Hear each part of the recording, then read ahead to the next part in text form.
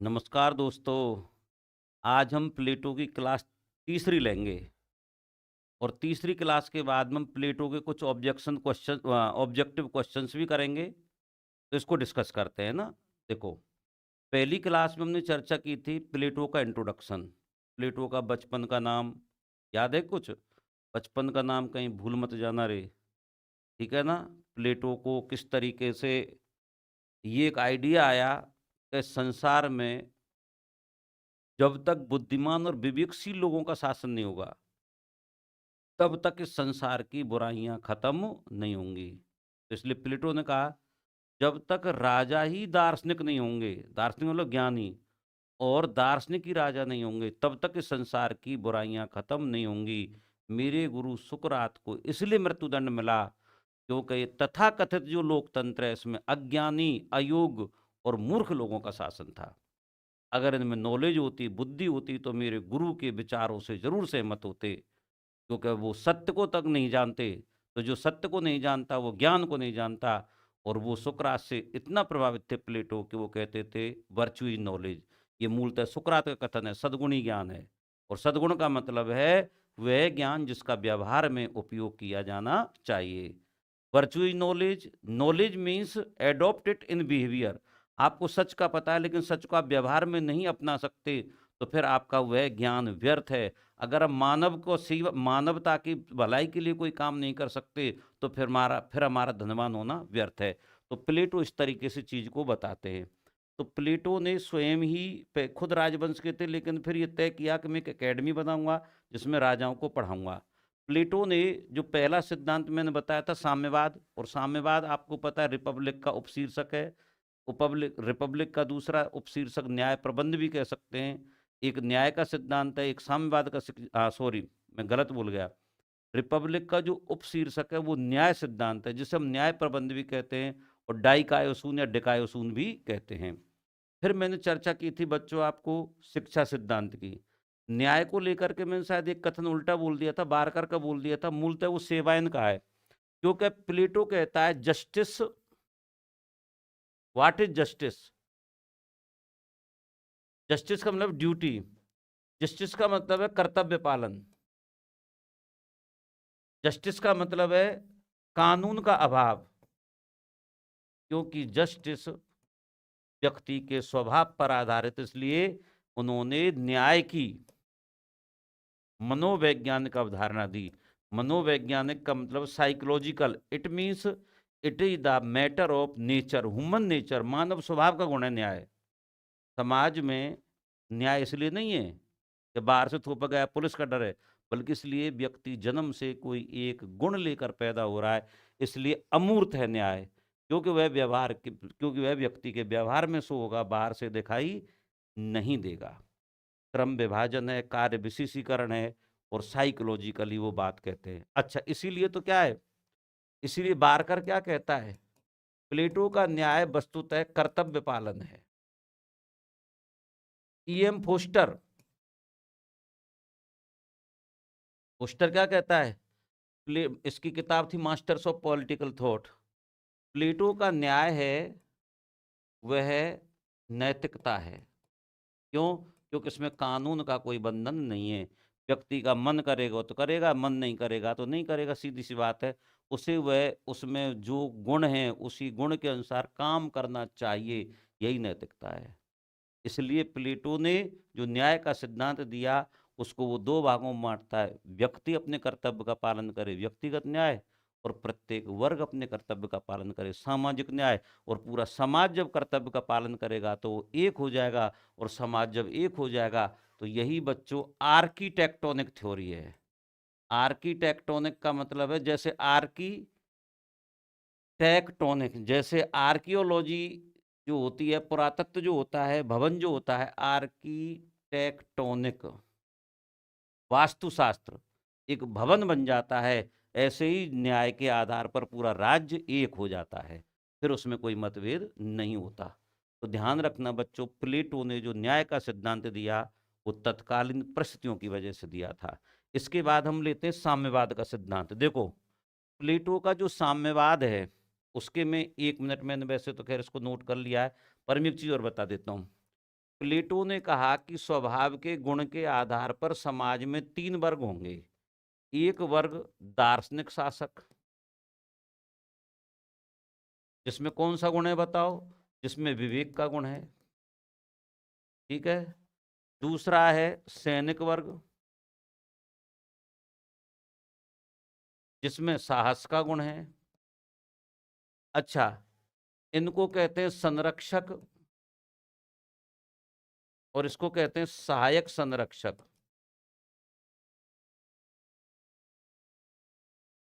ठीक है। और नंबर 3 उत्पादक वर्ग, उत्पादक वर्ग जिसमें वासना है, जिसमें संयम है, जिसमें लालच है, भूख है। देखो, प्लेटो ये कहता है कि जिसमें जिस गुण की प्रधानता है, ठीक है, उस गुण के आधार पर वर्ग बनते जाएंगे।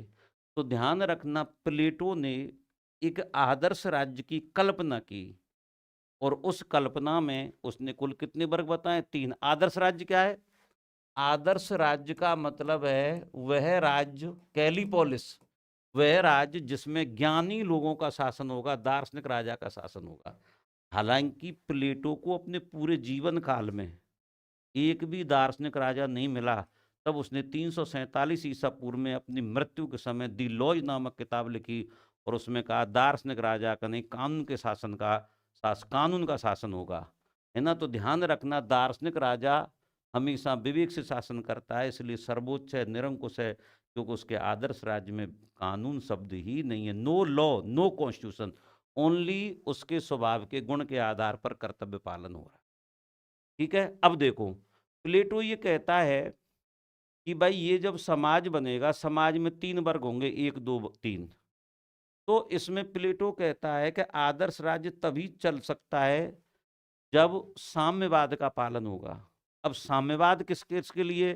साम्यवाद का मतलब है नो पर्सनल, यानी जिसके पास क्या पर्सनल नहीं है, एक तो निजी संपत्ति नहीं होगी। अगर राजा के पास में निजी संपत्ति होगी तो राजा जो होगा, शासक जो होगा, वो लालची हो जाएगा, वो जनता से फिर प्रेम नहीं करेगा, जनता को लूटेगा, टैक्स ज्यादा लगाएगा, ठीक है। मुगल आए, मुगलों ने खूब टैक्स लगाए, अंग्रेज आए, अंग्रेज ने खूब टैक्स लगाए, खूब लूटा देश को। तो राजा कभी भी क्या नहीं रखेगा? निजी संपत्ति नहीं रखेगा।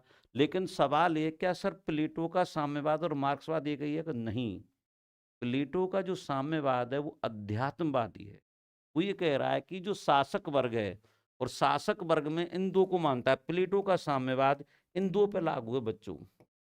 कौन कौन पर? एक तो दार्शनिक शासक पर और एक सैनिक वर्ग पर। तो ध्यान रखना बच्चों, जो प्लेटो का जो साम्यवाद का सिद्धांत है वो समाज के सभी वर्गों के लिए नहीं है, बल्कि समाज के कितने वर्गों के लिए? बस 2 वर्गों के लिए। फटाफट दोनों वर्गों के नाम बताओ। नंबर 1 दार्शनिक शासक, नंबर 2 सैनिक वर्ग। तो तीसरा प्रश्न क्या बना दूसरा? कि प्लेटो क्या साम्यवाद किस पर लागू नहीं होता? साहब उत्पादक वर्ग पर लागू नहीं होता। इसका मतलब उत्पादक वर्ग निजी संपत्ति रखेगा तभी तो वो खेती करेगा, तभी तो व्यापार करेगा। जो उसके पास पैसा ही नहीं होगा तो व्यापार कैसे करेगा? ठीक है ना। तो मैं थोड़ा सा आगे इसकी व्याख्या कर देता हूं कि प्लेटो ने जो रिपब्लिक में साम्यवाद का सिद्धांत दिया है, इसलिए मैक्सी कहता है कि प्लेटो प्रथम साम्यवादी है। प्लेटो प्रथम साम्यवादी है और सभी साम्यवाद के बीज रिपब्लिक में निहित हैं।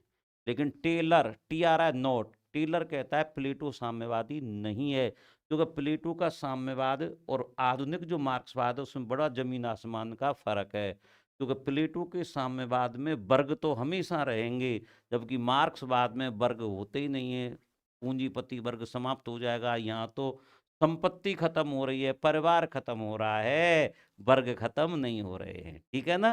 तो वर्ग रहेंगे, कितने वर्ग रहेंगे प्लेटो के आदर्श राज्य में? 3 वर्ग। नंबर 1 कौन सा है? दार्शनिक शासक, जिसे हम शासक वर्ग भी कह सकते हैं, जिसे हम संरक्षक भी कह सकते हैं। दूसरा है सैनिक वर्ग, जिसे हम सहायक संरक्षक, और तीसरा उत्पादक वर्ग, ठीक है, जिनमें विवेक का गुण है। कौन से गुण की प्रधानता है? विवेक की। वो शासक वर्ग है, संरक्षक वर्ग है। जिसमें सैनिक वर्ग की प्रधानता है, वो जिसमें साहस की प्रधानता है, वो सैनिक वर्ग है, वो रक्षा करेगा प्रजा की। और जिसमें क्या है, वासना है, क्षुधा है, लालच है, संयम है, वो उत्पादक वर्ग करेगा। जो उत्पादक वर्ग बनेगा जो खेती और व्यापार करेगा। प्लेटो ने साम्यवाद के 4 आधार बताए हैं। There are 4 foundations. अच्छा, आधार जरूर बताए। न्याय के सिद्धांत का आधार है मनोवैज्ञानिक, शिक्षा के सिद्धांत का आधार है दार्शनिक, क्योंकि न्याय मानव के स्वभाव का गुण है इसलिए मनोवैज्ञानिक है, क्योंकि स्वभाव में जो गुण है उस गुण के अनुसार कर्तव्य का पालन करना न्याय है। शिक्षा दार्शनिक है, क्योंकि शिक्षा का उद्देश्य है दार्शनिक राजा की खोज करना। दार्शनिक मतलब विवेकशील राजा की खोज करना। अपन बताया ना, शिक्षा के 2 भाग है, प्राथमिक और उच्च शिक्षा। प्राथमिक शिक्षा 6 से 12, 12 से 18, फिर 18 से 20 वर्ष 2 साल सैनिक शिक्षा, और 20 वर्ष की उम्र में पहला टेस्ट। टेस्ट में जो फेल होंगे वो उत्पादक वर्ग बनाएंगे, ठीक है। और इसके बाद फिर उस शिक्षा शुरू हो जाती है जो 20 वर्ष से लेकर के 20 से 30 और 30 से 35। तो प्लेटो की शिक्षा 6 साल से 35 वर्ष के लिए सिर्फ दार्शनिक राजा की खोज करने के लिए, है ना। तो पहला है मनोवैज्ञानिक आधार, जिसका मतलब है कि प्लेटो ये चाहते थे कि यदि शासक धन और संपत्ति के प्रभाव में आएगा, क्योंकि हर मानव स्वभाव की कमजोरी है, वो धन कमाना चाहता है बीवी बच्चों के लिए। तो इसलिए उसने कहा कि ना तो बीवी बच्चे ही होंगे, ना तो शासक वर्ग बीवी बच्चे रखेगा, ना उसे संपत्ति का मोह लगेगा। इसलिए पहला आधार तो कौन सा लिया उसने, मनोवैज्ञानिक। दूसरा है दार्शनिक आधार, फिलोसफर। दार्शनिक का मतलब है प्लेटो का जो साम्यवाद है वो साधु, सन्यासी और त्याग की तरफ ले जाता है। क्यों? क्योंकि इसमें संपत्ति का त्याग, परिवार का त्याग, परिवार के मोह का त्याग होता है। और वो त्याग उसे इसलिए करवाया जाता है ताकि वो जनता से प्रेम करे, पूरी प्रजा को अपना परिवार समझे, और पूरी प्रजा के लिए वह शासन करे, उनकी रक्षा करे। तो इसलिए ध्यान रखना, दार्शनिक आधार उसे साधु सन्यासी बनाता है प्लेटो के शासक वर्ग को। क्यों? क्योंकि वह त्याग का प्रतीक है। छोड़ दो, परिवार को छोड़ दो, संपत्ति को छोड़ दो, तुम्हें परिवार और संपत्ति दोनों से मुक्त रहना है। तुम्हें संसार में इस राज्य को ही, पूरी जनता को ही परिवार मानना है, और प्रजा की रक्षा में ही सारी संपत्ति है। तुम में खुद में विवेक है, विवेक अपने आप में बहुत बड़ी संपत्ति है। तुम में साहस है, साहस अपने आप में बहुत बड़ी संपत्ति है। इसलिए ये धरती लोक के सोने चांदी, बस सोने चांदी, आभूषण, मकान, प्रॉपर्टी, जमीन, इनके मोह में नहीं फंसना चाहिए। राजनीतिक आधार, बिल्कुल साहब। राजनीतिक आधार क्यों? क्योंकि सेवायन ये कहता है बच्चों, देखो साम्यवाद का उद्देश्य राजनीतिक है, सेवायन क्या कहता है? साम्यवाद का उद्देश्य क्या? राजनीतिक है। ये इंपॉर्टेंट है आधार। कैसे? क्योंकि सिर्फ अभिभावक वर्ग को ही साम्यवाद के दायरे में रखा है। अगर मान लीजिए जिसके पास में राजनीतिक सत्ता है उसको अधिकार देंगे तो वो धन संपत्ति पर कब्जा कर लेगा। जैसे अब छापा डलते कि नहीं डलते हैं, कैसे ये लोग मंत्री वगैरह, अभी आपने देखा होगा एच.डी. देवगौड़ा के पोते पर छापा डला है, कैसे मंत्रियों पर छापा डलते हैं।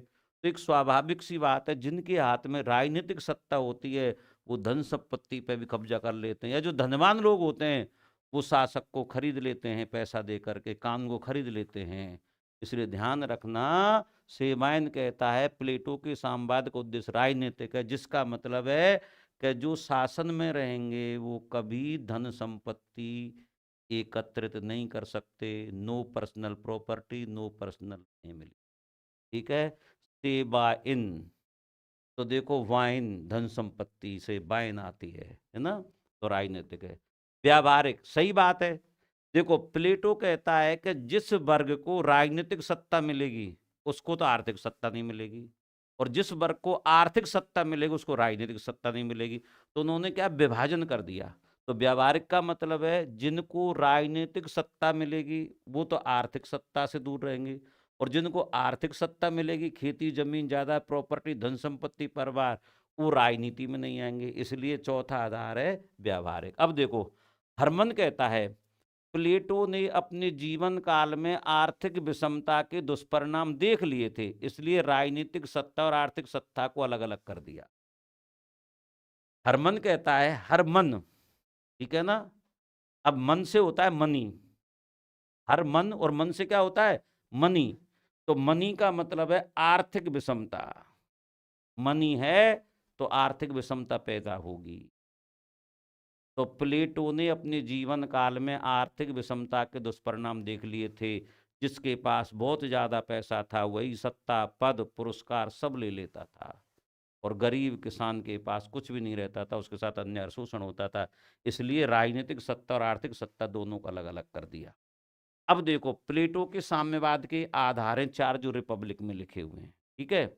अब मेरा जो प्रश्न है आप लोगों से वो ये है, प्लेटो ने जो साम्यवाद की अवधारणा दी है, प्रश्न को ध्यान से सुनना, वो किसके लिए? ए, समाज के सभी वर्गों के लिए, बी, सिर्फ शासक और सैनिकों के लिए, सी, सिर्फ उत्पादक वर्ग के लिए, डी, इनमें से कोई नहीं। तो आप बताइए, प्लेटो के साम्यवाद की अवधारणा किन पर लागू होती है?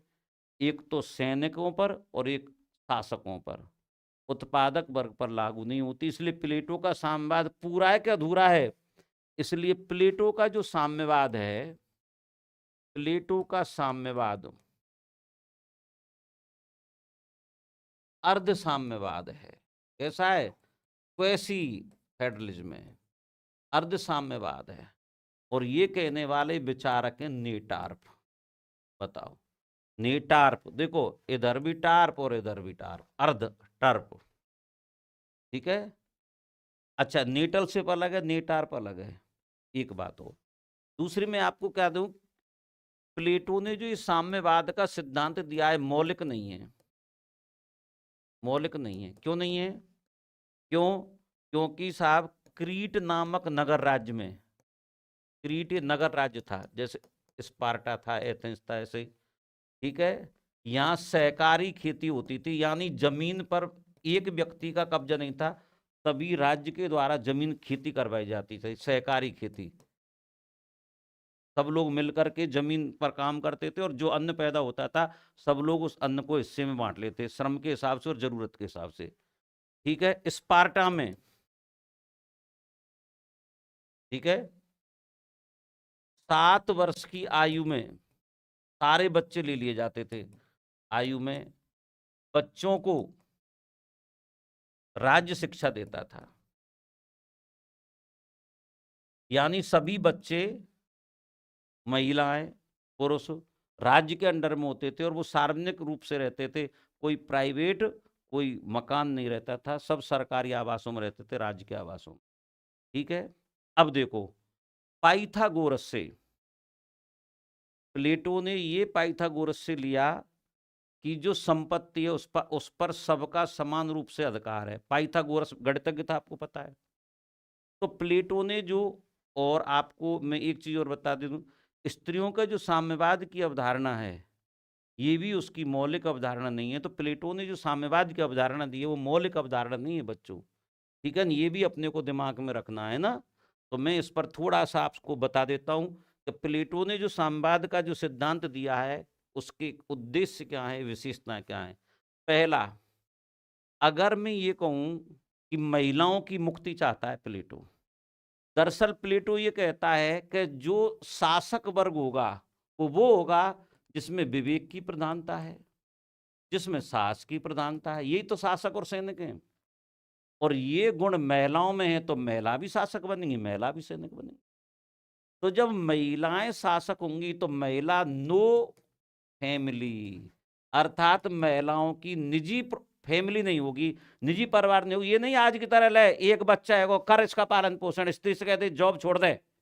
महिला बेचारी बालक को दूध पिला रही है, बालक का क्या है कपड़े चेंज कर रही है, बालक को अस्पताल ले जा रही है, आदमी आएगा और दे मूंछों में ताप, खैर मेरे तो है नहीं, मैं तो छिलवा देता हूँ मूंछों को, दे मूंछों में ताप, और क्या कहता है, ले ले बच्चे को ले, ये तो रोता बहुत है। अरे भैया सुबह से शाम तक वो झेलती है, तुम 10 मिनट में परेशान हो गए।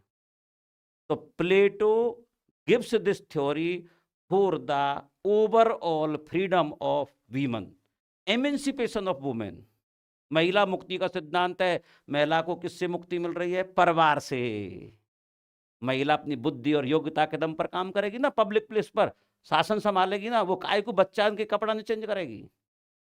तो this is the major point of the communism for Plato. तो प्लेटो के दिमाग में हमेशा ये थी कि महिलाओं को परिवार की जिम्मेदारी से मुक्त करो। कितने टैलेंटेड लोग हैं, कितनी ऐसी मैं प्रतिभा संपन्न तुमको लड़की और महिलाएं बता सकता हूँ जिनकी शादी के बाद कैरियर खत्म हो गए और वो आज भी घर पर झाड़ू पोंछा कर रही हैं। मैं बुरा नहीं मान रहा हूँ, पर मैं एक बता रहा हूँ कि महिलाओं की योग्यता का हमेशा आगे बढ़ने के लिए सहयोग, उनको महिलाओं को सहयोग करना चाहिए, ना कि उनकी योग्यता को खाने पीने और किचन में बंद कर देना चाहिए। दूसरा साहब, महिला अधिकारों का समर्थन। Plato presented the theory the rights of women. उसने कहा कि महिलाओं को भी पुरुषों के बराबर आगे बढ़ने का हक है। जब एक कुतिया घर की चौकीदारी कर सकती है तो वो कुत्ते के अनुसार कुत्ते के बराबर हो गई। कुत्ते भी घर की चौकीदारी करते हैं, तो फिर बताइए महिला राजकाज क्यों नहीं कर सकती? इसलिए महिलाओं का हक और अधिकार दिलवाने के लिए उसने महिलाओं को साम्यवाद से मुक्त कर दिया और परिवार की जिम्मेदारी से मुक्त कर दिया। एक और बात, महिला अधिकार, देखो चाइल्ड एज में ही शादी कर देते हैं, इसलिए प्लेटो क्या कहता है कि जो महिलाएं हैं वो बच्चा पैदा करने के लिए नहीं है, उनको 20 वर्ष तक तो पढ़ना ही है। 20 वर्ष में जब एग्जाम होगा, एग्जाम के बाद वर्ग डिसाइड होगा, उत्पादक वर्ग 20 साल बाद की, चाहे देखो महिला 20 साल से पहले शादी कर नहीं सकती, पुरुष भी शादी नहीं कर सकता। जब महिला नहीं कर सकती, पुरुष कहां से कर लेगा? बात करते हो तो ध्यान रखना, 20 साल तक तो शादी हो ही नहीं सकती प्लेटो का आदर्श राज्य में। क्यों? क्योंकि पहला एग्जाम होगा, पहला एग्जाम होने के बाद में जब पहला वर्ग बनेगा, फेल होने के बाद तब शादी ब्याह होंगे। तो प्लेटो बहुत अच्छी तरह जानता है महिलाओं के अधिकारों का दमन कैसे कैसे हो रहा है। चाइल्ड एज में बच्चों की शादी कर दी जाती है, तो वो सख्त खिलाफ है इसके। क्या कहता है? जानवर भी एक निश्चित ऋतु में बच्चे पैदा करते हैं, तो पुरुषों को इस भावना का रेस्पेक्ट करना चाहिए। ठीक है, तो इसलिए सेल्फ कंट्रोल, सेल्फ डिसिप्लिन की बात कर रहा है प्लेटो। इससे अनुशासन पैदा होगा, जीवन में नैतिकता आएगी, दिनचर्या में सुधार होगा। ठीक है, आत्मसंयम आगा ना, आत्मसंयम और आत्मनियंत्रण। ठीक है, पशुओं के नियम में वो कह रहा है कि नहीं कह रहा है कि हर जानवर एक निश्चित ऋतु में ही संतान पैदा करते हैं, फिर इंसान ऐसा क्यों? इसलिए वो कह रहा है कि मेरे साम्यवाद का उद्देश्य है सेल्फ कंट्रोल, डिसिप्लिन। महिलाएं कोई बच्चा पैदा करने की मशीन नहीं है, उनको भी शासन में भागीदारी का पूरा हक मिलना चाहिए। और स्वस्थ संतान उत्पत्ति, यस, प्लेटो कहता है मेरे आदर्श राज्य में चिकित्सकों की जरूरत नहीं है, बीमारों की जरूरत नहीं है। यानी प्लेटो सुंदर संतान और स्वस्थ संतान का समर्थक है, बीमारों का नहीं। यहाँ थोड़ा ही देखने वाली बात है, प्लेटो बड़ा यहाँ पर देखो गड़बड़ कर रहा है। क्या कह रहा है? कुरूप लोगों को बच्चा पैदा करने का हक नहीं है। स्वस्थ माता पिता, सुंदर माता पिता से बच्चे सुंदर और स्वस्थ होंगे। समझ में एक बात नहीं? इसलिए ये नहीं कि 300 ग्राम का बालक पैदा हो रहा है फिर उसको सब अस्पताल में मशीन में रख रहे हैं, ये चीज नहीं चलेगी बिल्कुल भी। आगे बढ़ता हूं। साम्यवाद का स्वरूप, प्लेटो ने साम्यवाद को 2 भागों में बांटा है। नंबर 1 संपत्ति का साम्यवाद, नंबर 2 परिवार या स्त्रियों का साम्यवाद। संपत्ति के साम्यवाद का तो वही मतलब है कि शासक वर्ग के पास निजी संपत्ति नहीं होगी। निजी संपत्ति नहीं होगी तो कैसे काम चलेगा साहब? राजकीय जो हॉस्टल्स है ना, गवर्नमेंट हॉस्टल, उनमें रहेगा शासक वर्ग। सार आज भी तो क्वार्टर मिलते हैं, गवर्नमेंट क्वार्टर। जब तक नौकरी कर रहे हो, जब तक रह रहे हो, उसके बाद घूमो कहीं। तो ध्यान रखना, प्लेटो के जो आदर्श राज्य है उसमें साम्यवाद की अवधारणा का पालन किया। प्लेटो ने 2 प्रकार का साम्यवाद बताया। नंबर 1 संपत्ति का साम्यवाद, नंबर 2 परिवार का। तो संपत्ति का साम्यवाद देखो, तो पहली बात तो ये संपत्ति का साम्यवाद इसलिए है क्योंकि शासक वर्ग पब्लिक रेजिडेंस हॉस्टल्स में रहेगा। दूसरा, मैस, राजकीय जो खाना भोजन मिलेगा मैस में वही खाना खाएगा। और तीसरा उदात्त झूठ, वो ये कह रहा है, अच्छा उदात्त झूठ क्या है कि व्यक्ति में जन्म से विवेक है, और जिसमें विवेक है वो शासक बनेगा, और जिसमें विवेक है वो शासन करने के लिए पैदा हुआ है। और विवेक को वो स्वर्ण के समान मानता है, धातु से मानता है, तुलना कर रहा है, एनालॉगी का सिद्धांत दे रहा है ना, अनुरूपता का सिद्धांत। साहस चांदी के गुण के समान है, तो ये भी तो कीमती धातु हैं। फिर तुम्हें पैसा, सोना, चांदी, ये भौतिक सुख सुविधाओं में क्यों जा रहे हो? इनकी कदर करो। ये स्वर्ग से जैसी चीजें प्रकृति प्रदत्त हैं। और वासना, ये तांबा है, इनको खेती करने दो। इसी को उदात्त झूठ की अवधारणा की कहा गया है, और इसकी आलोचना की नीत्शे ने। कि प्लेटो ये गलत कहता है कि प्लेटो ये कह रहा है कि जो शासन कर रहा है ना वो विवेक से कर रहा है, क्योंकि जन्म से ही उसमें विवेक है, इसलिए उसकी आलोचना होनी चाहिए। नीति से कह रहा है ये गलत है, शासक गलती कर सकता है, इसलिए शासक पर प्रतिबंध होने चाहिए थे। तो यहाँ पर नीत्शे ने उदात्त झूठ की अवधारणा की आलोचना की है। दूसरा, प्लेटो ये कहता है यदि समाज में अभिभावकों को निजी संपत्ति रखने का हक मिल गया तो वो भ्रष्ट हो जाएंगे, इसलिए साम्यवाद उसने दिया है ताकि निजी संपत्ति का मैटर ही खत्म कर दो।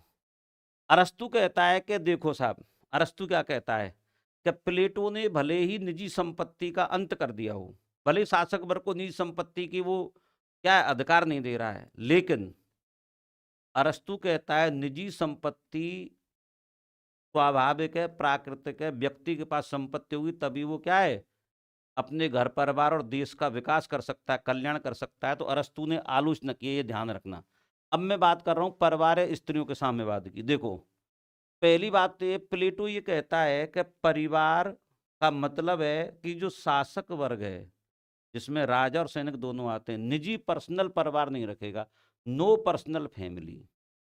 अच्छा, जब फैमिली नहीं रखेगा तो कोई जो शासक वर्ग की महिला हैं वो फैमिली रेस्पॉन्सिबिलिटी नहीं रखेंगी, फिर शादी ब्याह कैसे होंगे? अब इस पे कह रहा है वो, देखो कैसे चलेगा प्लेटो का साम्यवाद महिलाओं का। देखो, वो प्लेटो ये कह रहा है भाई शारीरिक जो यौन इच्छाओं की पूर्ति कैसे होगी? फिर भाई मान लो परिवार पैदा, फिर बच्चे कैसे पैदा होंगे? तो वो ये कहता है कि जो अभिभावक वर्ग है, अभिभावक में अपन सैनिक दोनों की बात कर रहे हैं, संरक्षक और सहायक दोनों की बात कर रहे हैं, ठीक है। ये अस्थायी विवाह करेंगे बच्चों। कैसे विवाह करेंगे? अस्थायी विवाह करेंगे। अस्थायी का मतलब है जैसे हाट बाजार मेला लगेगा, जैसे मान लो साल में एक बार मेला लगेगा, इसमें अभिभावक वर्ग के पुरुष आएंगे और अभिभावक वर्ग की स्त्री आएंगी, ठीक है ना। और यहां पर अपनी पसंद से चयन कर लो साहब, अभिभावक वर्ग स्त्री पुरुष पसंद कर लो, पसंद कर लिया। अब वे लगभग 1 वर्ष अगले मेले तक साथ रहेंगे, 1 वर्ष तक। अब जैसे ही मान लो महिला प्रेग्नेंट हुई, क्या हुई? महिला प्रेग्नेंट हो गई। प्रेग्नेंट होने के बाद में साल भर बाद पुरुष और स्त्री अलग अलग हो जाएंगे सब, चाहे प्रेग्नेंट हुई हो चाहे नहीं हुई हो। प्लेटो कह रहा है इस बात को। अब देखो, अब एक तो ये बात है, ठीक है, कि भाई मान लो टेम्परेरी शादी हुई। टेम्परेरी का मतलब है जो उसने अपना साथी चयन किया वो परमानेंट साथी नहीं है, शॉर्ट टर्म के लिए। अब वो शॉर्ट टर्म 6 महीना मान लो, 1 साल मान लो, समझ गए मेरी बात को? प्रेगनेंसी तक मान लो, आप ऐसे कहें तो सिंपल भाषा में, क्योंकि परिवार, भाई फिर देश कैसे चलेगा? जनसंख्या कैसे चलेगी? देश का विकास कैसे होगा? जनसंख्या नहीं होगी, देश ही खत्म हो जाएगा। अब देखो यहां पर क्या कहता है प्लेटो। प्लेटो ये कहता है कि चलो साहब, बच्चा पैदा करने का सिस्टम क्या है? बच्चा पैदा करने के सिस्टम में एक निश्चित समय में कुछ समय के लिए स्त्री पुरुष साथ रहेंगे अभिभावक वर्ग के, ठीक है। महिला प्रेग्नेंट हो गई, प्रेग्नेंट होने के बाद 7वें महीने से, भाई 7 महीने में बच्चे होने लग जाते हैं, 10वें महीने तक, 10वें माह तक जो लड़का लड़की होंगे, लड़का लड़की, वो तो भाई बहन माने जाएंगे। यानी इसका मतलब है ये भविष्य में कभी आपस में पति पत्नी नहीं हो सकते, टेम्परेरी भी। तो ये तो आपस में क्या कहलाएंगे? भाई बहन। ये तो लिख जाएगा ना, रजिस्ट्रेशन हो जाएगा कि साहब मैं इस महीने में और इस साल में पैदा हुआ था। तो ये तो कभी वापस स्त्री पुरुष 20 साल बाद भी, 25 साल बाद भी कभी पति पत्नी नहीं बन सकते। क्यों? क्योंकि इनका रिश्ता ही कैसा रहेगा? भाई बहन का रहेगा। कह रहा है ना कि 7वें महीने से 10वें माह तक जो भी लड़का लड़की होंगे वो आपस में भविष्य में क्या कहलाएंगे? भाई बहन। लेकिन इनका लालन पालन राज्य करेगा, राज्य इनका लालन पालन करेगा, माता पिता नहीं करेंगे। फिर तो पता ही चल जाएगा उन्हीं के बच्चे हैं, फिर तो वही भेदभाव हो जाएगा। एक बात। दूसरा पॉइंट क्या कह रहा है कि चलो ठीक है मान लिया। अब देखो ये कह रहा है कि जो माता पिता यहां पर टेम्परेरी बने थे, टेम्परेरी, भाई यही तो पॉइंट है आपका। जो माता पिता क्या बने थे साहब? टेम्परेरी, मेले में मिले थे, हटवाड़े में मिले थे, अस्थायी विवाह किया था, ठीक है ना। ये इनके बच्चे हैं, ये लड़का लड़की। अब 20 वर्ष बाद ये बच्ची पैदा हुई थी, जो 20 वर्ष बाद ये बच्ची स्त्री बन जाएगी नहीं बन जाएगी, आप बताओ। और ये जो पुरुष है, ये मान लो उस समय 25 वर्ष का था। प्लेटो ये कहता है कि पुरुष जो होता है वो 25 वर्ष से 55 वर्ष तक बच्चा पैदा करने के योग्य है, और जो महिला होती है, महिला, ये 20 वर्ष से 40 वर्ष तक बच्चा पैदा करने के लिए सक्षम है। अब मेरे को बताओ, जिस दिन वो लड़की 20 साल पहले ये पिता था ए नाम का व्यक्ति, तो बताइए अगले 20 साल बाद ये पुरुष तो हो जाएगा 45 साल का, 25 और 20 45, महिला हो जाएगी ये 20 साल की। तो बताइए भविष्य में इनमें अस्थायी विवाह होगा कि नहीं होगा? प्लेटो कहता है नहीं होगा। क्यों? क्योंकि इनका भी रजिस्ट्रेशन हो जाता है। तो ध्यान रखना, प्लेटो ये कह रहा है कि माता पिता इनके साथ और भाई बहन इनके साथ कभी अस्थायी विवाह नहीं होगा। ये जो उस 20 वर्ष में जो उस समय पैदा हुए थे वो हमेशा भाई बहन ही माने जाएंगे, और इनके बेटा बेटी ये कभी आपस में सहवास नहीं कर सकते, इनके फिजिकल रिलेशन नहीं बन सकते। इसकी बहुत सख्त रजिस्ट्रेशन व्यवस्था रहेगी ताकि ये पहचान में रहे। लेकिन दोस्तों, कुल मिलाकर के प्लेटो का जो साम्यवाद है हमारे तो इसलिए समझ में नहीं आ रहा कि सब टेम्परेरी वाक़या होता है।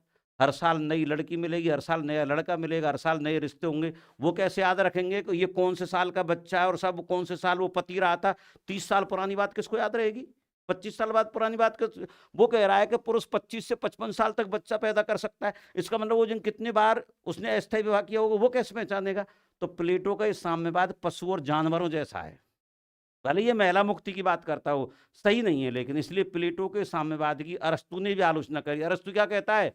मैं प्लेटो को प्रेम करता हूं, लेकिन सत्य को उससे भी ज्यादा प्रेम करता हूं। तो ध्यान रखना बच्चों, ये सारी की सारी बातें अपने दिमाग में याद रखनी है। तो देखो, टेलर ने कहा प्लेटो का साम्यवाद घृणा पैदा करता है, जानवरों के नियम इंसानों पर लागू करता है। एक है ग्रूव, ग्रूव ने भी कहा प्लेटो का साम्यवाद है घृणास्पद है, क्योंकि मानवीय भावनाओं के प्रतिकूल है। जो पत्नी होती है ना, एक बार किसी से मन मिल जाता है, फिर सोना चांदी कुछ भी दो बच्चों, फिर उससे वो मन नहीं मिल सकते जो पत्नी से मिलता है। तो ये मानव की भावनाओं के प्रतिकूल है। जो प्लेटो कहता है हर साल नई पत्नी, हर साल नया पति, हर साल टेम्परेरी विवाह, दिस इज रॉन्ग। ठीक है। अरस्तु कहता है कि जो परिवार है और जो संपत्ति है ये भैया प्राकृतिक है, स्वाभाविक है। और अरस्तु ने कहा कि राज्य के विकास की प्रथम सीढ़ी परिवार है। इसलिए प्लेटो ने जो सिद्धांत दिए हैं वो मानसिक बीमारी हैं। भाई व्यक्ति भ्रष्ट हो रहा है, भ्रष्टाचार से बचाने के लिए तुम परिवार खत्म कर रहे हो, तो मानसिक बीमारी है। समय के साथ सब चीज का इलाज हो जाता है। बच्चे आप तुम देशभक्ति की भावना जगाओ, सुभाष चंद्र बोस, वल्लभ भाई पटेल, भगत सिंह जी, राम प्रसाद बिस्मिल, चंद्रशेखर आजाद, महात्मा गांधी जी, इन सबको हम इसलिए याद नहीं रखते कि भ्रष्ट थे, इन हमें इसलिए याद रखते हैं क्योंकि इन्होंने देश के लिए अपने आप को समर्पित किया। इसका मतलब सब लोग गलत नहीं होते, सब लोग बीमार, सब लोग बेईमान नहीं होते। इसलिए प्लेटो का साम्यवाद मानव स्वभाव के प्रतिकूल है। अब देखो अरस्तु क्या कह रहा है? व्यक्ति की खुशी और राज्य के कल्याण के लिए परिवार और निजी संपत्ति दोनों आवश्यक है। सही बात है। व्यक्ति को जो संतुष्टि मिलती है ना वो अपने परिवार के साथ बैठने में मिलती है, और राज्य का विकास होता है वो संपत्ति से होता है। इसलिए ये दोनों बहुत जरूरी हैं। प्लेटो गलत था अरस्तु की नजर। ठीक है। अब देखो साहब, साम्यवाद के कुछ समर्थक भी हैं, क्लॉड हेनरी, रॉबर्ट ओवन और चार्ल्स फूरियर। आपको पता है सब मार्क्सवादी विचारक हैं। Claude Henry, Robert oven, Charles Fourier. ठीक है ना? तो ध्यान रखना, फूरियर FO और H, इन्होंने प्लेटो के साम्यवाद का समर्थन भी किया है। F से फूरियर हो गया, O से ओवन हो गया, और H से हेनरी हो गया, क्लॉड हेनरी। लेकिन मैं आपको दो चीज और बता देता हूँ, एक बार रिवीजन भी हो जाएगा आप लोगों का, कि प्लेटो का जो साम्यवाद का जो सिद्धांत है वो मौलिक नहीं है, क्योंकि प्लेटो ने जो साम्यवाद की जो अवधारणा ली है वो तत्कालीन सिचुएशन की वजह से ली है। प्लेटो का जो साम्यवाद है वो पाइथागोरस से प्रभावित है। प्लेटो का जो साम्यवाद है वो क्रीट से प्रभावित है। प्लेटो का साम्यवाद है वो स्पार्टा से प्रभावित है। इसलिए ध्यान रखना, प्लेटो के जो साम्यवाद की अवधारणा है वो अवधारणा मौलिक नहीं है। प्लेटो का साम्यवाद मनोवैज्ञानिक बीमारियों का इलाज करता है, जो बहुत ही गलत है, क्योंकि व्यवहार में ऐसी समस्या हमेशा नहीं रहेंगी। तो देखो प्लेटो ने स्त्रियों के साम्यवाद की जो अवधारणा ली थी वो यूरिपाइड से ली थी, है ना। मैक्सी कहता है प्लेटो प्रथम साम्यवादी है, नेटार्प कहता है प्लेटो अर्ध साम्यवादी है, पाइथागोरस से संपत्ति का साम्यवाद प्रभावित है, और वैसा क्रीट और स्पार्टा यहाँ पर ये दोनों नगर राज्यों में साम्यवाद था। इसके बाद में अब मैं ले लेता हूँ बच्चों एक छोटा सिद्धांत है उसका, दार्शनिक राजा का सिद्धांत। इसके बाद ये टॉपिक कंप्लीट हो जाएगा। और दार्शनिक राजा का जो सिद्धांत है वही प्लेटो का मौलिक सिद्धांत है। वैसे तो प्लेटो को अपने पूरे जीवन काल में एक भी दार्शनिक राजा नहीं मिला, ठीक है। फिर वो डायनोसियस गया, वो डायनोसियस सेकंड के पास गया जो सिराक्यूज का राजा था, क्योंकि ये डिक्टेटर था। उसको उसने पढ़ाने की कोशिश करी लेकिन वो बात बैठी नहीं। तो प्लेटो जीवन के अंतिम क्षणों में कहकर गया कि दार्शनिक राजा जो विवेक का राजा है वो दुनिया में संभव नहीं है, इसलिए कानून का शासन ही सबसे अच्छा है। और दी लॉज में लिखा, और दी लॉज में सेकंड आदर्श राज्य लिखा। तो मैं एक बार थोड़ा सा आपको बता देता हूँ, प्लेटो का जो आदर्श राज्य है वही उसका मौलिक है, और प्लेटो का जो आदर्श राज्य है उसका जो शासक है वो दार्शनिक राजा कहलाता है, फिलोसफर किंग। और इसलिए दार्शनिक का मतलब है ज्ञानी राजा, और ये इसकी मौलिक अवधारणा जो दुनिया में आज तक कहीं नहीं है।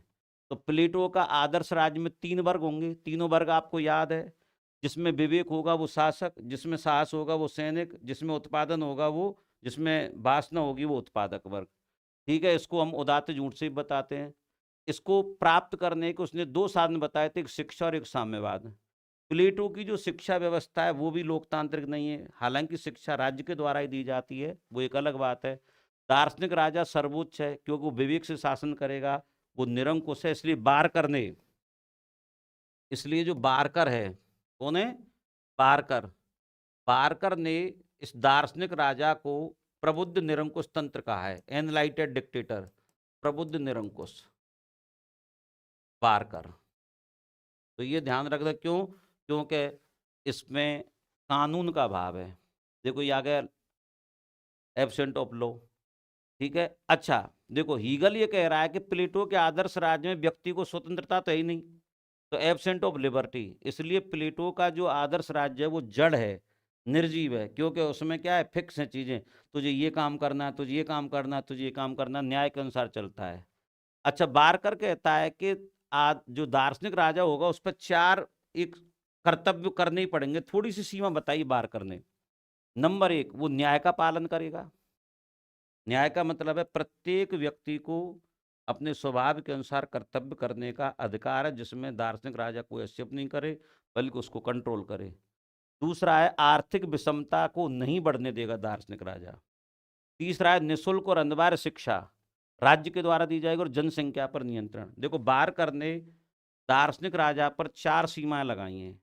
नंबर 1 न्याय, एक निःशुल्क शिक्षा और अनिवार्य, नंबर 3 आर्थिक विषमता पर रोक, और नंबर 4 में क्या कर सकते हो आप, जनसंख्या पर नियंत्रण। तो दो तो कंट्रोल ही हो गए, जनसंख्या और आर्थिक विषमता, है ना। और ये न्याय का पालन कराए, और ये शिक्षा, निःशुल्क शिक्षा और न्याय, 2 ना और 2 रोक, ठीक है। इस तरीके से अपन याद कर सकते हैं। अब देखो प्लेटो अधिनायकवादी राज्य का समर्थक है, बिल्कुल सही बात है।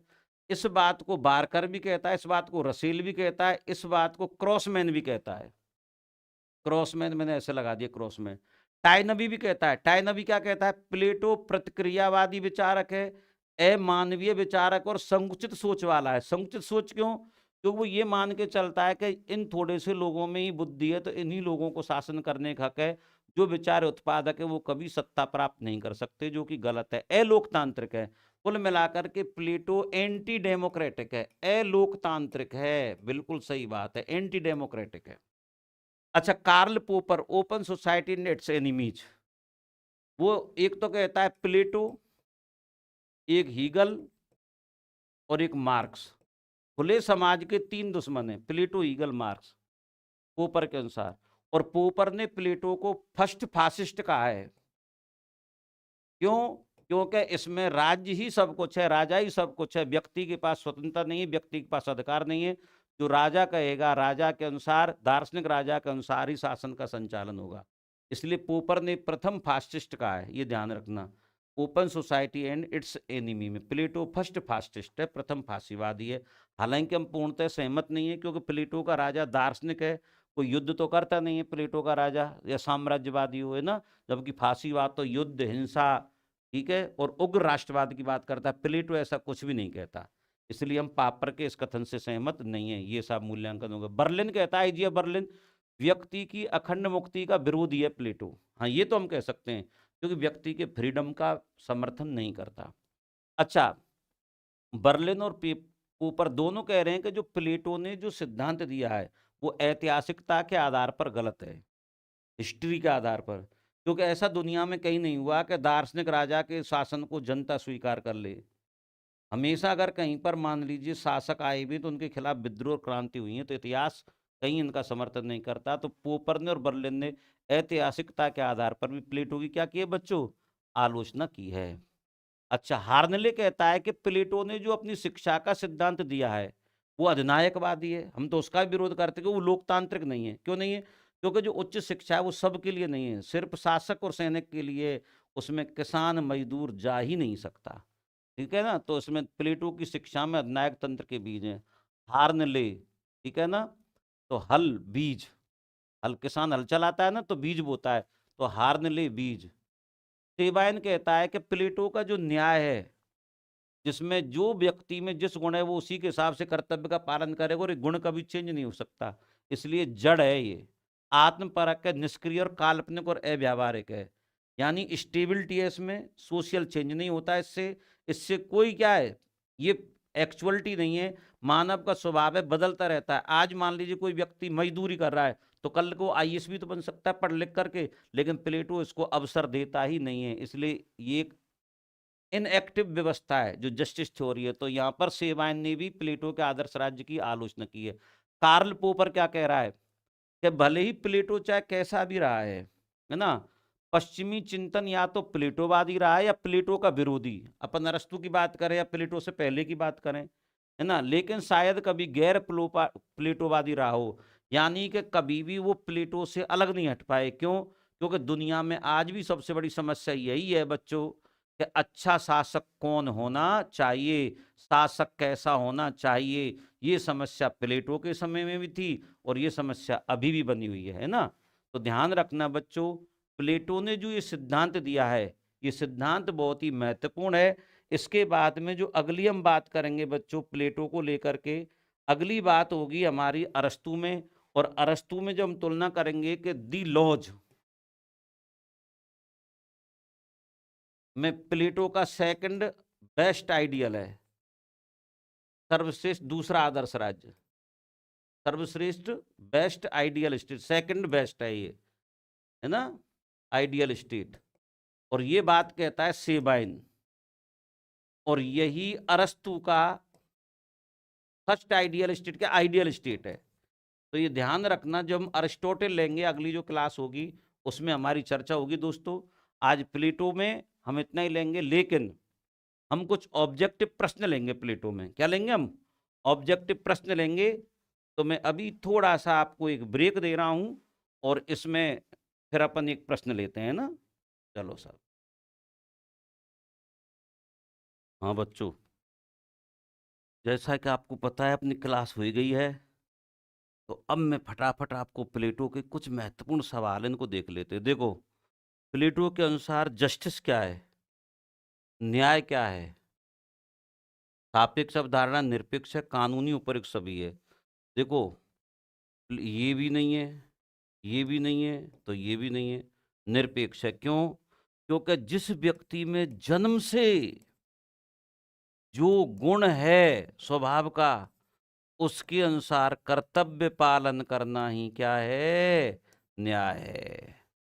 जस्टिस, पार्कर कहता है, प्लेटो का न्याय कर्तव्य पालन है। ठीक है, सेवाइन कहता है प्लेटो का न्याय सिर्फ नैतिकता है, क्योंकि उसमें कानून नहीं है। अगला क्वेश्चन नंबर 2, प्लेटो के अनुसार शिक्षा है। अच्छा, शिक्षा सभी के लिए, ये तो सही बात है। शारीरिक मानसिक दोनों, ये भी सही बात है। राज्य के नियंत्रण में बिल्कुल, शिक्षा राज्य द्वारा ही दी जाएगी। सेवाइन कहता है कि प्लेटो का राज्य सबसे बड़ा शिक्षणालय है ना, the biggest institute, state is biggest institute of education. तो शिक्षा सभी के लिए है, तो डी आ जाएगा आंसर, है ना, क्या आ जाएगा, डी। नेक्स्ट क्वेश्चन, प्लेटो का न्याय है, नैतिक है, बिल्कुल सही है, आंतरिक है, बिल्कुल सही, मनोवैज्ञानिक है, क्योंकि व्यक्ति के स्वभाव में, प्राकृतिक है, स्वाभाविक को हम नेचुरल, प्राकृतिक भी तो कह सकते हैं, बिल्कुल साहब, उपर्युक्त सभी, तो डी आ जाएगा, बिल्कुल साहब। देखो सवालों के जवाब दे रहे हो कि नहीं दे रहे हो आप। प्लेटो के साम्यवाद का आधार कौन सा है? देखो मनोवैज्ञानिक है, बिल्कुल सही है, दार्शनिक भी है, ये भी सही है, राजनीतिक है, ये भी सही है, व्यावहारिक है, ये भी सही उत्तर आ जाएगा, उपर्युक्त सभी। अच्छा, सेबाइन ने किसको माना है? राजनीतिक को ही माना है, क्योंकि सेबाइन कहता है कि अगर राजा निजी संपत्ति भी रखेगा तो उसके भ्रष्ट होने की संभावना बहुत ज्यादा है, वो धनबल से ही सत्ता प्राप्त करेगा फिर, है ना।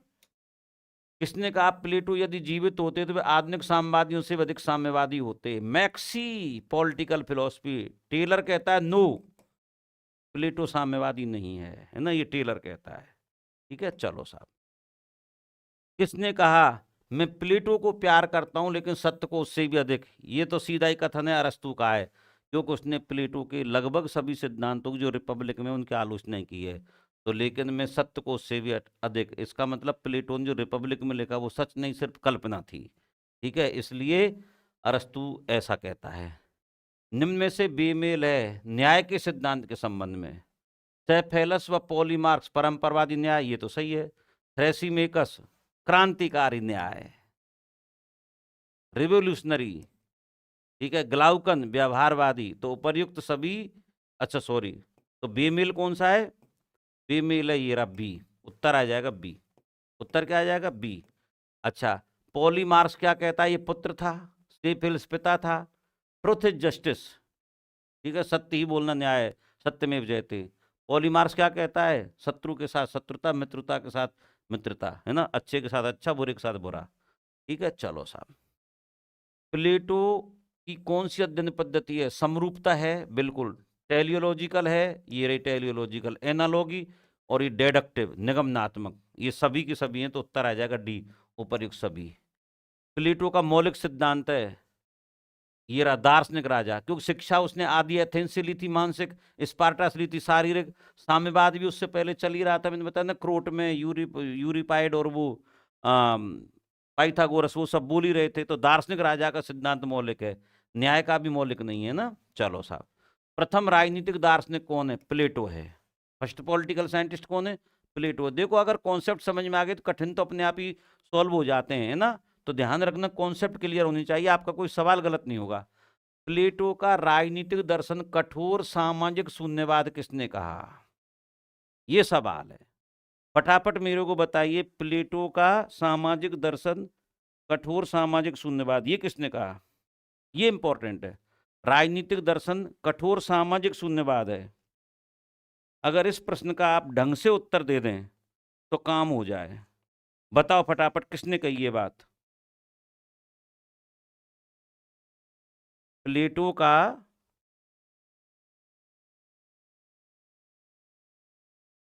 राजनीतिक दर्शन सामाजिक शून्यवाद किसने कहा?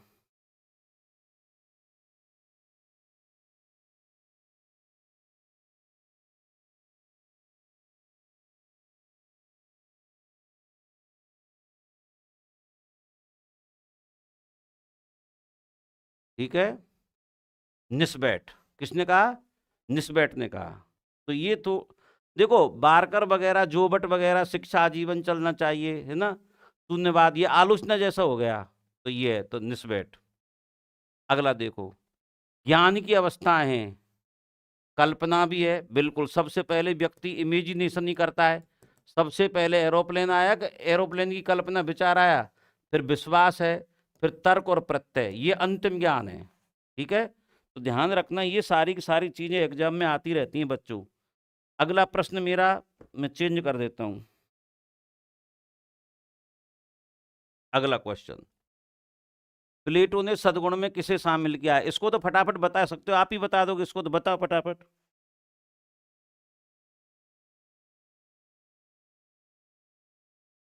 फटाफट बताओ।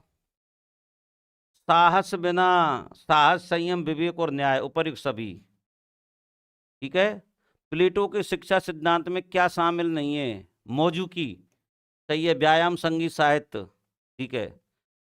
क्वाड्रिबिम, चार कला, अंकगणित, रेखागणित, खगोल शास्त्र तथा संगीत। संगीत को अपन स्वर विद्या भी कह सकते हैं, म्यूजिक। शिक्षा प्रारंभ 6 वर्ष की आयु में, ये भी सही है। शिक्षा निजी हाथों में शामिल नहीं है, शिक्षा राज्य द्वारा दी जाएगी। किसके द्वारा दी जाएगी? राज्य के द्वारा।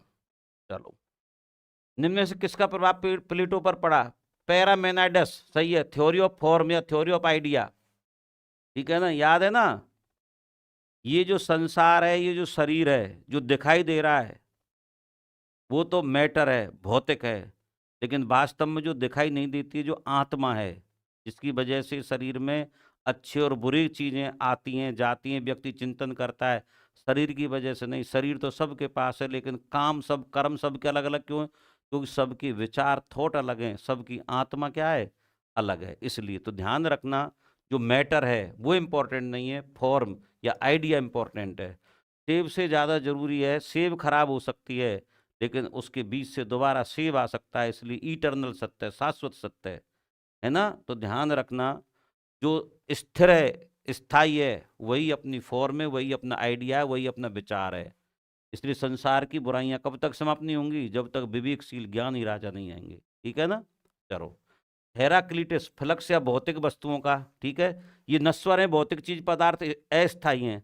अरिस्टोफेंस, राजनीति में महिलाओं की भागीदारी। तो ध्यान रखना, इन सभी से प्रभावित है, ठीक है। तो ध्यान रखना, सभी से प्रभावित है। कौन? प्लेटो। प्लेटो द्वारा कानून का त्याग समाज का नैतिक आधार विकसित करने में असफलता का प्रतीक है। कानून का त्याग, ठीक है। प्लेटो द्वारा कानून का त्याग समाज का नैतिक आधार विकसित करने में असफलता का प्रतीक है। बताइए, फटाफट सोच लीजिए, ये किसने कही है ये बात? A Sabine, Bolin, Strauss and Bloom. तो बताओ फटाफट, ये इंपॉर्टेंट कथन है, सेबाइन। अब देखो इसको कैसे करोगे। देखो, कानून का त्याग, इसका मतलब जहां पर कानून होगा वहां तो नैतिकता नहीं होगी, और जहां नैतिकता होगी वहां कानून नहीं होगा। जैसे मुझे हेलमेट पहनना ही पड़ेगा, लेकिन नैतिकता में व्यक्ति की इच्छा है, मुझे रात को पढ़ना चाहिए या दिन को पढ़ना चाहिए, इसका कोई नियम नहीं है। तो ध्यान रखना बच्चों, कानून, नैतिकता, दोनों में से एक, सेवाइन। तो सेवाइन क्या कहता है? प्लेटो का न्याय वस्तुतः न्याय नहीं है, वो तो सिर्फ नैतिकता ही है। क्या है वो? तो नैतिकता ही है। कानून का त्याग नैतिकता का आधार विकसित करने में सफलता का प्रतीक है। और आप एक बात बताइए, अगर कानून को ही हटा दोगे तो नैतिकता से कोई काम नहीं होता। अगर घर वाले आप लोगों से ये कहेंगे बेटा तेरी मर्जी है, तू स्कूल जा चाहे मत जा, तो जब आप छोटे थे तो आप स्कूल नहीं जाते, खेलने ही चले जाते। हालांकि खेलना में कोई बुरी बात नहीं, पर स्कूल जाना अच्छी बात है। ये किसने कहा? रिपब्लिक का केंद्रीय विषय न्याय या नैतिकता थी। देखो, केंद्रीय विषय न्याय या नैतिकता थी। देखो, न्याय और नैतिकता तो एक ही बात है, क्योंकि दोनों में कानून नहीं है, ठीक है। तो कानून नहीं, इसलिए नैतिकता। बर्की भी सही है, क्रॉस भी सही है, उजली भी सही है, इसलिए बर्की, ठीक है। बी के यू, ठीक है। बर्की, क्रॉस, उजली, तीनों आ जाएगा, तीनों ने माना है ये। शिक्षा सभी समस्याओं का हल थी, जेगर। शिक्षा सभी समस्याओं का क्या थी? हल थी। अच्छा देखो, समस्याएं और जिगर। तो समस्याएं किसकी? जिगर की।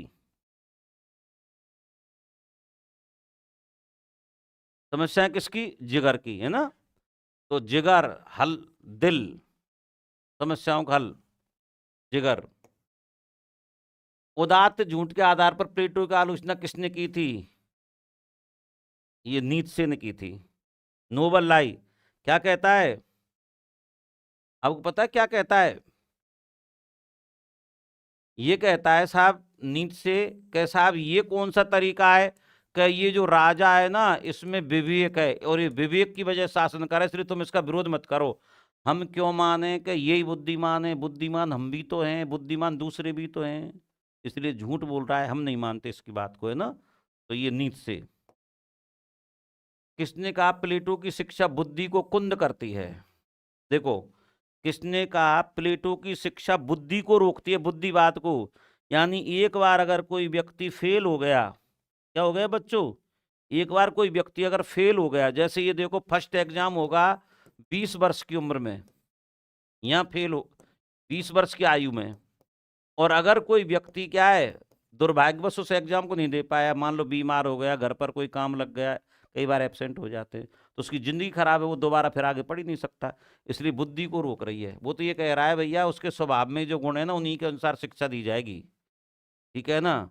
तो उत्तर आ जाएगा बर्ट्रैंड रसेल, बर्ट्रैंड रसेल, ये पूरा नाम है इसका, बुद्धि कुंद रसेल। देखो कुंदा लगा दो रस्सी से, कुंदी लगाते हैं ना, कुंदी, वो देखी होगी ना आपने मूवी, जो 3 बार आ गई, भूल भुलैया 1 2 3, तीनों में कुंदी लगाता है रस्सी से, उसको बांधता है कि नहीं बांधता है दरवाजे को, तो रसेल कुंदी, कुंद करती है।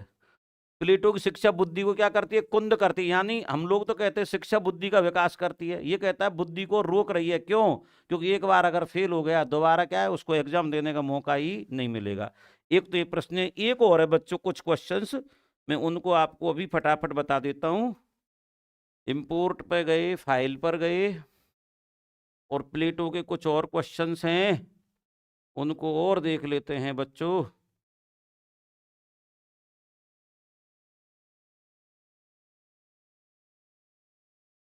अपडेट प्लेटो,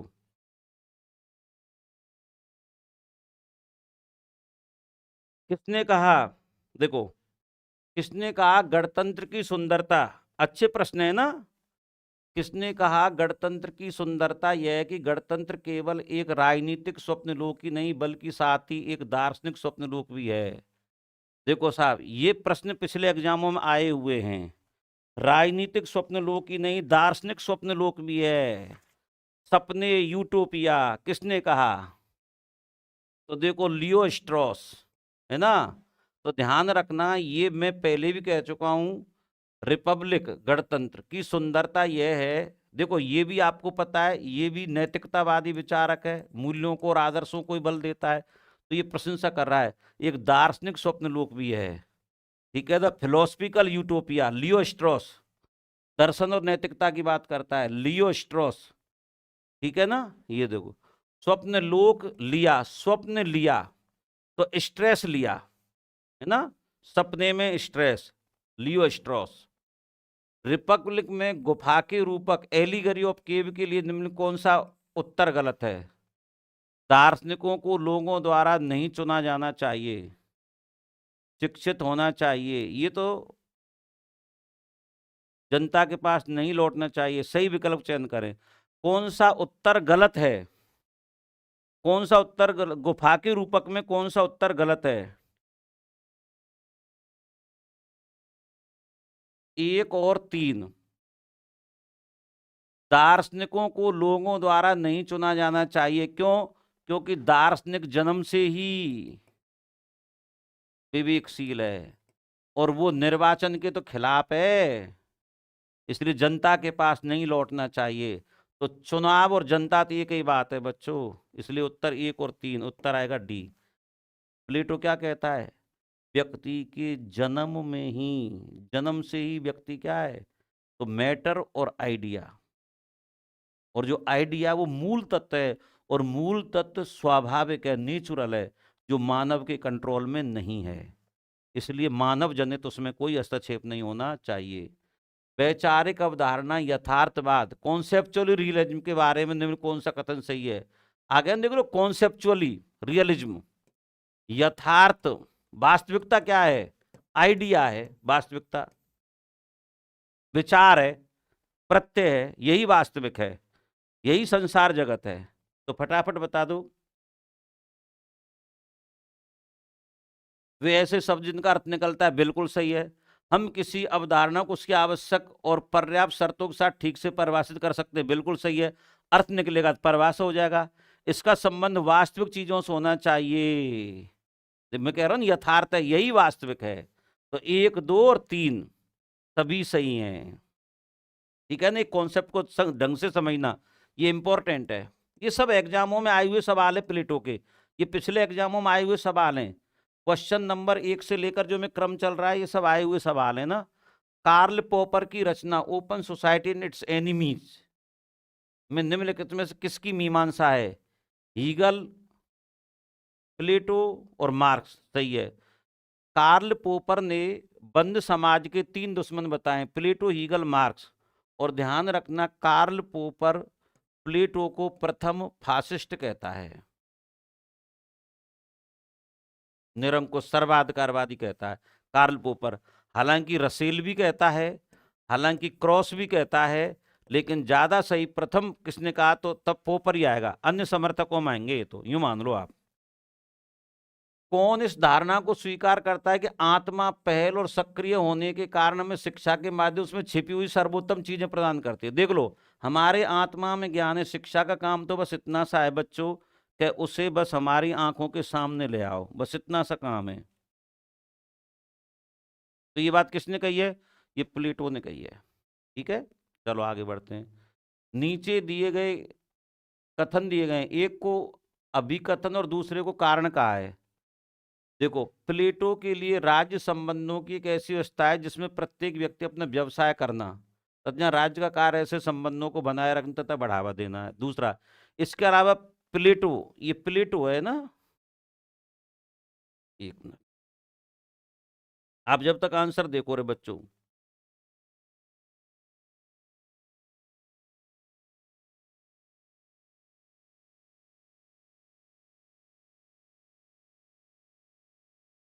प्लेटो ने जोर देकर कहा कि लोगों को पूर्ण जीवन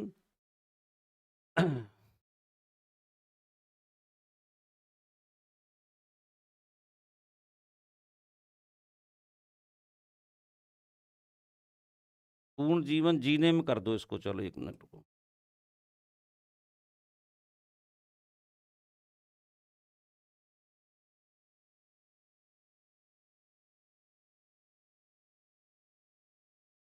जीने में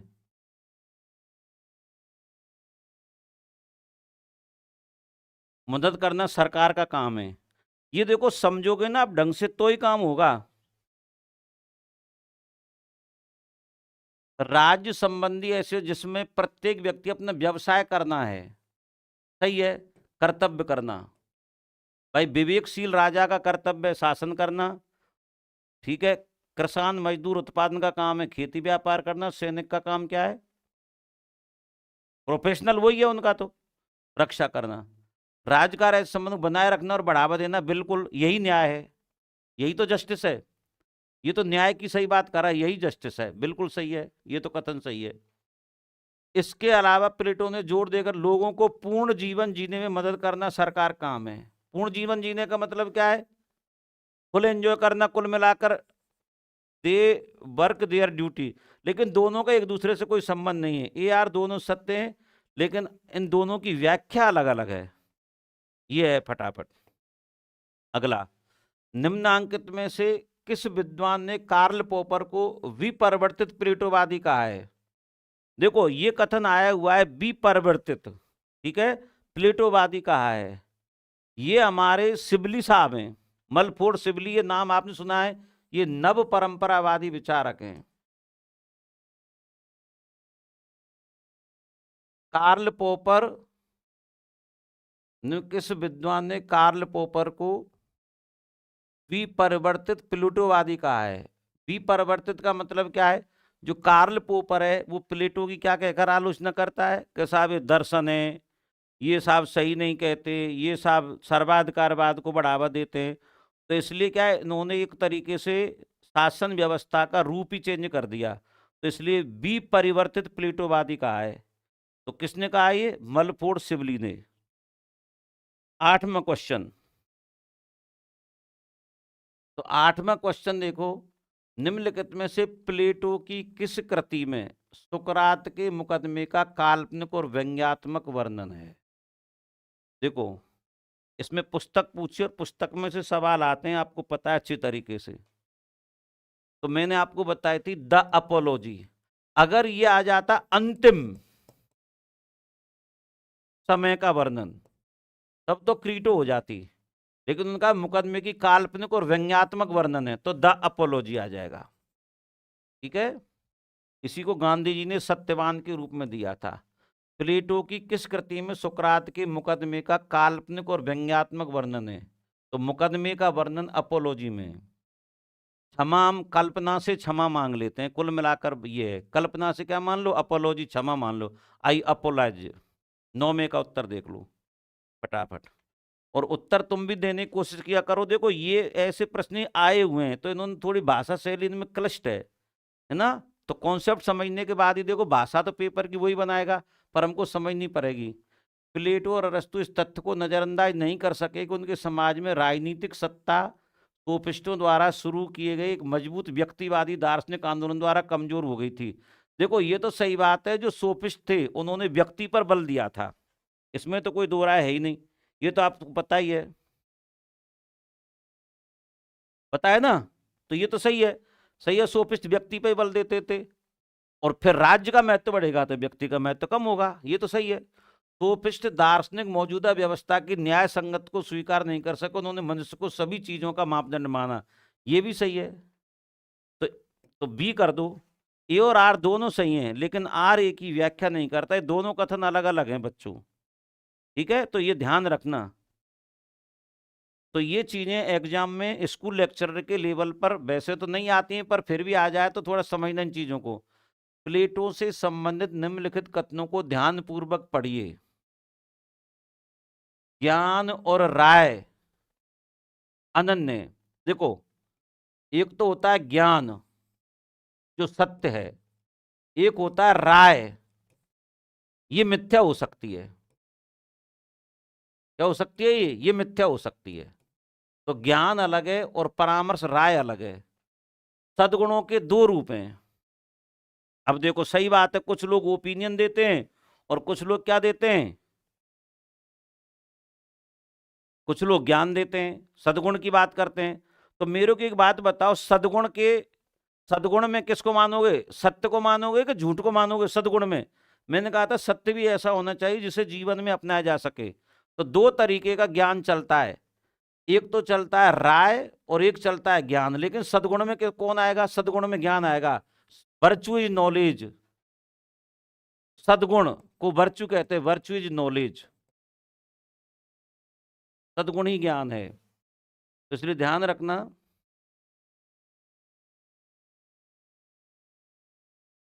एक तो ये हो गया। अब मेरे को फटाफट उत्तर दे दीजिए आप, इसका उत्तर क्या आ जाएगा?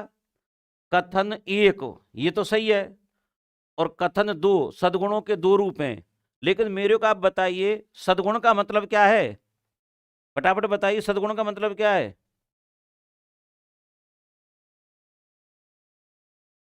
नॉलेज का राय, सर नॉलेज है, तो फिर इसका मतलब केवल दो ही सही है। सद्गुण के दो रूप हैं लेकिन सद्गुण का संबंध नॉलेज से है। किससे है? नॉलेज से है।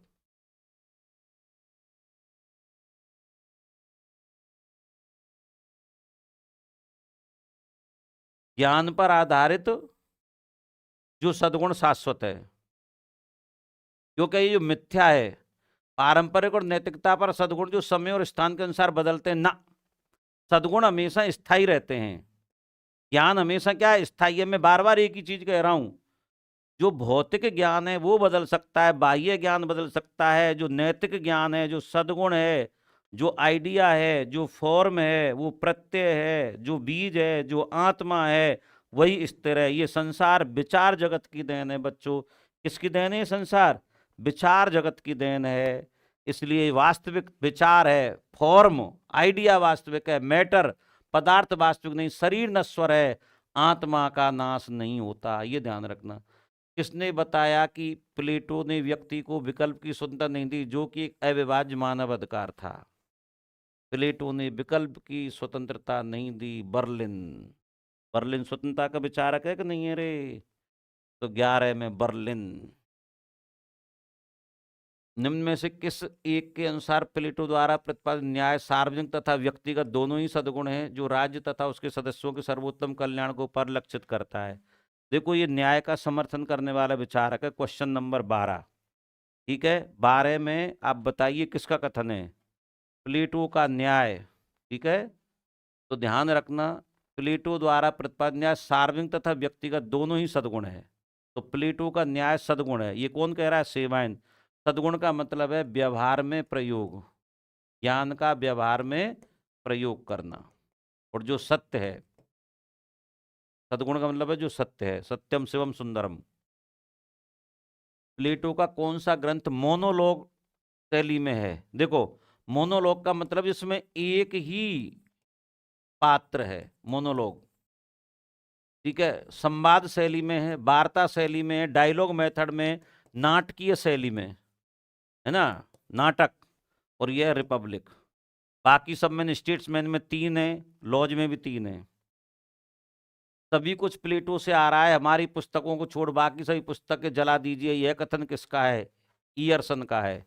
प्लेटो ही दर्शन है, दर्शन ही प्लेटो है। किसका कथन है? जहां प्लेटो के भारी संख्या में प्रशंसक थे, वहीं उनके आलोचक भी थे। बताओ, ये तो बहुत मैंने रटाया था। आलोचक भी थे। थोरसन आएगा कि नहीं आएगा? थोरसन। ठीक है, चलो। प्लेटो को आधुनिक निरंकुशता का दार्शनिक संस्थापक किसने कहा है? अरे ये तो बता दो रे बच्चों। आधुनिक निरंकुशता का क्वेश्चन नंबर 16। आधुनिक निरंकुशता का दार्शनिक, ये तो बता दो। देखो, थोरसन। निरंकुशता का दर्शन, थोड़े दर्शन, दर्शन निरंकुशता के दर्शन, थोरसन निरंकुशता के दर्शन, थोरसन निरंकुशता के दर्शन। किसने कहा? 19वीं सदी के उदारपंथी प्लेटो को अधिक प्रशंसा करते थे और उन्हें अपने युग का उदारपंथी भी कहते थे। देखो, क्योंकि प्लेटो ने कहा जिस व्यक्ति में जो गुण है उसको उसी गुण के अनुसार काम करने देना चाहिए। और ये बात कही थी नेटलशिप ने। ठीक है ना? देखो, उदार, स्वतंत्र और शिप, जहाज। ये उदार जहाज हमेशा आता जाता रहता है, स्वतंत्र है। ठीक है, तो नेटल शिप निम्न में से सही है। प्लेटो की मां परिक्टनी के भाई चारमिडास और चाचा क्रिटियास 30 लोगों की असेंबली में सदस्य थे। देखो, आप समझना बात को। ये कोई पेड़ है, ठीक है, और इसकी ये ब्रांच है। प्लेटो की मां का क्या नाम है? परिक्टनी, पी, है ना। फिर उसके परिक्टनी के भाई चारमिडास, चारमिडास, चामिंडाबास, ये मामा हो गया। प्लेटो का चाचा क्रिटियास, क्रिटियास अंकल, चाचा, है ना, UNCLE का आ रहा है ना, क्रिटियास। जो 30 लोगों की असेंबली थी उसमें सदस्य थे। हालांकि वो अलग बात है, जब सुकरात को फांसी दी, मृत्युदंड दिया था, जहर, तब वो नहीं थे, वो अलग बात है। प्लेटो की बहन पोटेनो, अब बहन की बात करते हैं, बहन का क्या नाम है? पोटेनो। ठीक है, तथा 2 भाई एंडीमट, एंडीमेंट्स और ग्लाउकन। तो देखो, तो ये हो गया PAG, पोटेनो, एंडीमेंट्स और ग्लाउकन। इसलिए उत्तर ए और बी दोनों सही है। सुकरात का अंतिम संवाद, अंतिम विमर्श कौन सा है? लास्ट बताओ रे बच्चों, अंतिम कौन सा है? जो मृत्यु के बाद ही प्रकाशित हुआ था, मृत्यु के बाद, फटाफट बताओ, ये तो तुमसे सुनूंगा मैं।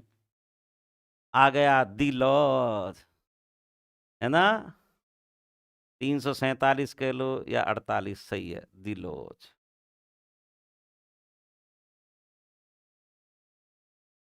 चलो, इसमें कानून की सर्वोच्चता है, कानून का शासन है, और इसी से अरस्तु प्रभावित था। इसी में प्लेटो का सेकंड उपादर्श राज्य है, जो अरस्तु के आदर्श राज्य के समकक्ष है। सुकरात को मृत्युदंड के साथ किसे देश निर्वासित सजा दी गई? अनोक्सोगोरस को दी गई, प्रोटेगोरस को दी गई। देख, गोरस गोरस दोनों आ जाएंगे। तो गो का मतलब जाओ, देश छोड़कर जाओ। गो देश छोड़कर जाओ। और सुकरात को क्या दिया था? सुकरात को मृत्युदंड दिया था। प्लेटो की अकादमिक संबंध में कौन सा बेमेल है? अकाडीमस, ये तो थी। एकेडमी कोई हेकाडीमस, ये भी एकेंडेंस्टर्न ये भी। तो कौन सा बेमेल है? ये तो तीनों थे। स्टेगरा, स्टेगरा अरस्तु से के लिए जाना जाता है, अरस्तु का जन्म हुआ था स्टेगरा में। उत्तर आएगा डी। तो ध्यान रखना इनका संबंध तो एकेडमी से ही है ना। अकाडिमस, एकाडिमस, एकेंडेंस्टर्न, ये सब प्लेटो की अकादमी के नाम थे। किसका कथन है दार्शनिक राजा प्लेटोवादी राज्य रचना की समस्त पद्धति का न्याय संगत परिणाम है? अरे बच्चों इस प्रश्न का उत्तर दो, ये तो मैंने पढ़ाया है तुमको ढंग से। तो देखो प्लेटो का दार्शनिक राजा प्लेटोवादी राज्य रचना की समस्त पद्धति का, देखो ये तो हो गया दार्शनिक राजा और ये हो गई मेथड पद्धति और ये हो गया बारकर। तो ध्यान रखना राजा, पद्धति और ये बारकर। और बारकर की किताब थी ग्रीक पॉलिटिकल थ्योरी, 1918 में लिखी थी, इंग्लैंड का था बारकर। ठीक है। किसने प्लेटो को दर्शन का पोप कहा है? केटलिन। पोप इटली, केटलिन है ना। चलो, प्लेटो की शिक्षा बुराई को जड़ से समाप्त करने के लिए यह कथन किसका है? इसका उत्तर आप बताइए। प्लेटो की शिक्षा व्यवस्था जड़ को, बुराई की जड़ को खत्म कर रही है, फटाफट बताओ। शिप, शिप का मतलब जहाज। ठीक है, शिप का मतलब जहाज। और जो जहाज में होगा वो जड़ नहीं लगा सकता, क्योंकि जहाज तो सब अलग है और पानी अलग है। जड़ के लिए पानी चाहिए। प्लेटो की शिक्षा में बुराई को जड़ से समाप्त करने के लिए, सही बात है, क्योंकि अगर पढ़े लिखे लोगों के हाथ में सत्ता होगी तो बुराई कहाँ से आएगी? दार्शनिक राजा को ढूंढ रही है उसकी शिक्षा व्यवस्था। किसका कथन है प्लेटो के गणराज्य में श्रम विभाजन राज्य के गठन का मूलभूत तत्व है? श्रम विभाजन, कार्ल मार्क्स। क्या उत्तर आ जाएगा? श्रम विभाजन, कार्ल मार्क्स, ये आ जाएगा। श्रम विभाजन, कार्ल मार्क्स, है ना। चलो, किसका कथन है दार्शनिक शासक प्लेटो स्वयं है और उसकी रिपब्लिक शासक बनाए जाने का दावा है?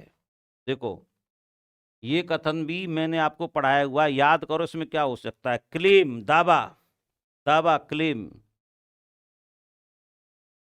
ऊपर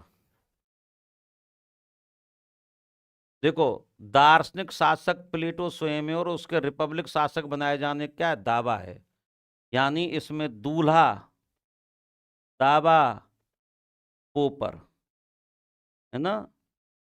दार्शनिक राजा दूल्हा प्लेटो स्वयं है और रिपब्लिक में उसी की बात हो रही है। तो ध्यान रखना ये पोपर की बात हो रही है ना। प्लेटो के राजनीतिक दर्शन का लक्ष्य ऐसे शासन की स्थापना करना जिसमें ना तो अमीर गरीब पर ना ही गरीब अमीर पर शासन करे, यह कथन है बारकर का। अमीर गरीब बारकर, अमीर गरीब बारकर, सब में रहा रहा है, अमीर गरीब बारकर, सब में रहा रहा है। प्लेटो की रचनाओं के संदर्भ में कथनों में सही कथन है, ये अभी 2025 में आया है ये एग्जाम में। ये सारे सवाल आए हुए ही हैं एग्जामों में ना। इसका उत्तर तुम दो, 2 जुलाई में आया है क्वेश्चन नंबर 28। ए 1 2 4 ये सब सही हैं, ये सही है, 2 सही है और ये 4 सही है।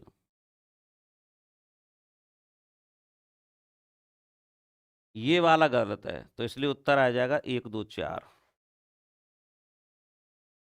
प्लेटो द्वारा मानव जाति का मूल्यांकन निम्न और उच्च स्तर के रूप में इतनी पूज्य या इतनी तिरस्कृत नहीं थी, यह कथन किसका है?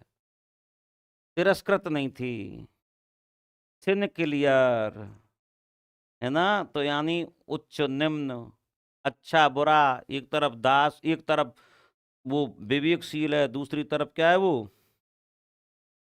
दूसरी तरफ क्या है वो किसान है, उसमें विवेक नहीं है, उसमें साधारण बुद्धि है, वासना है। ये सब क्लियर कर लो, सिन क्लियर, किसमें क्या है क्लियर कर लो। किस कथन है प्लेटो का राजनीतिक कार्यक्रम निरंकुशता की तुलना में नैतिक रूप से बेहतर होने की बजाय मूल रूप से उससे मिलता जुलता है? निरंकुशता की तुलना में निरंकुशता से मिलता जुलता है अच्छाई से। ये किसने कहा? कार्ल पोपर।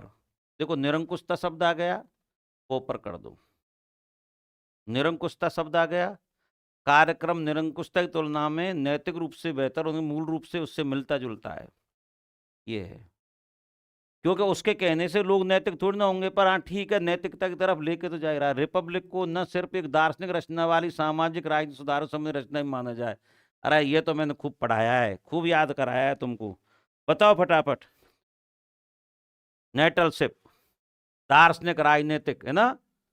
देखो दार्शनिक हो गई, राजनीतिक हो गई, दोनों हो गई। दार्शनिक राजनीतिक, DRS नेटलशिप, दार्शनिक राजनीतिक सामाजिक, क्योंकि रिपब्लिक मूलतः सामाजिक व्यवस्था पर लिखी गई पुस्तक है।